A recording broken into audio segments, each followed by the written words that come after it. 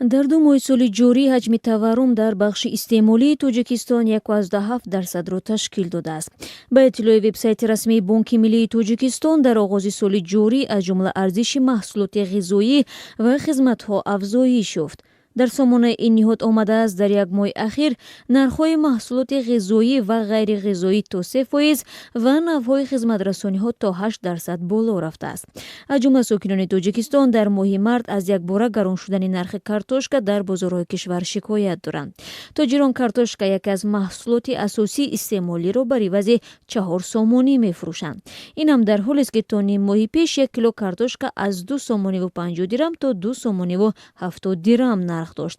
барфбориҳои зиёд ва баста шудани ағбаи соланг дар Афғонистонро ки таърихи он аз Покистон картошка ворид мешавад, сабаби аслии афзудани нархи картошка дар Тоҷикистон арзёбӣ мегардад. ҳамчунин арзиши маҳсулоти ширин низ дар фурӯшгоҳҳои Тоҷикистон то 1 сомонӣ боло рафтааст. дар ин баробар дар пайи тармафарӯҳои зиёд дар моҳи феврал ва барои чанд муддат баста будани роҳи Душанбе Чаноқ, нархи сӯзишворӣ дар пойтахти кишвар ба таври қобили мулоҳиза зиёд шуд. аз ҷумла нархи 1 литр бензини нави мардумии 92 аз 5 сомониву 10 дирам ба 6 сомонӣ расид. феълан дар Душанбе 1 литр гази моеъ ки ҳудуди 60% мошинҳои сабукрав дар Тоҷикистон аз ин нави сӯзишворӣ истифода мекунанд, баробари 3 сомониву 20 дирам аст. дар ҳоле ки дар Душанбе то замони оғози тармафаройҳо ва баста шудани роҳҳои иртиботӣ бо шимоли кишвар 1 литр гази моеъ то ба 2 сомониву 30 дирам поин рафта буд.